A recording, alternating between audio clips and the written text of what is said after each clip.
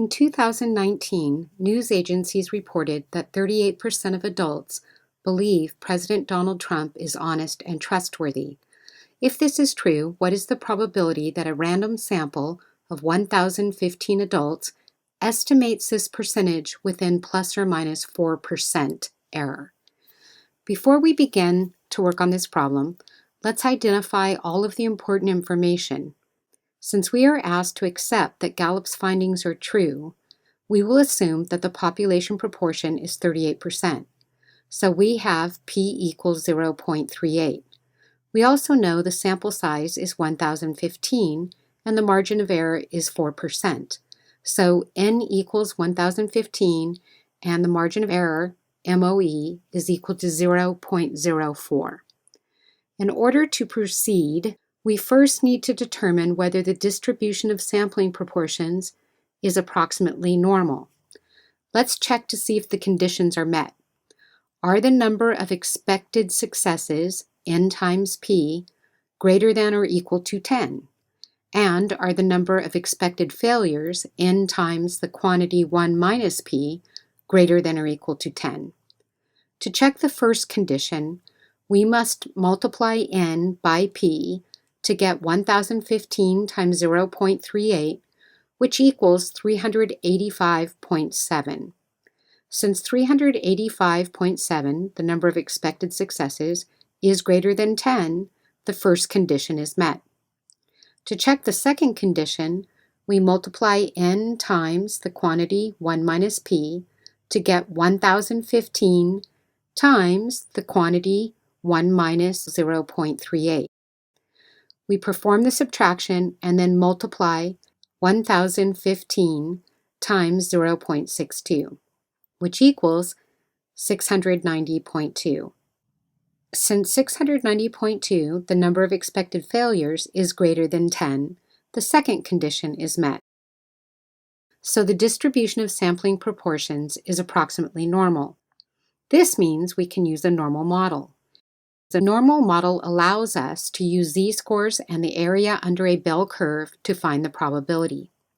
So let's set up the bell curve and shade in the area representing the probability we need to find. Since the population proportion is the mean of the distribution of sampling proportions, we should label 0.38 as the mean on our graph.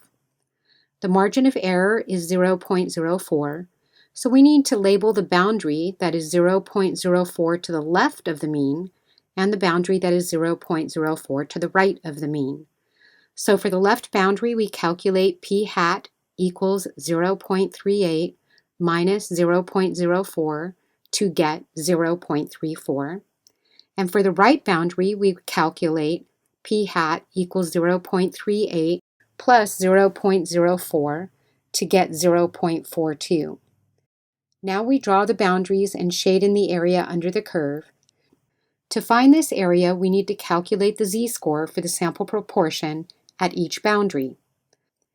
Recall, z is equal to the quantity p hat minus p divided by the standard error, SE. So we need to find the standard error before we can find z. SE equals the square root of p times the quantity 1 minus p divided by n. So SE equals the square root of 0.38 times the quantity 1 minus 0.38 divided by 1,015. So SE is about 0.015. Now we return to the formula to calculate the z values for the left and right boundaries. For the left boundary, we previously calculated p hat equals 0.34. So z is equal to the quantity 0.34 subtract 0.38 divided by 0.015. This gives us z equals negative 2.667. For the right boundary, we calculated p hat equals 0.42. So z equals the quantity 0.42 subtract 0.38 divided by 0.015. This gives us z equals 2.667. For now, we'll use an applet to find the area of the shaded region. Later, we'll learn how to do this on our graphing calculators.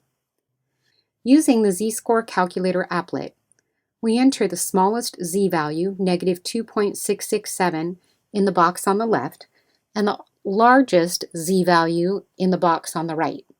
Then we click Enter and learn that the central area is approximately 0.99.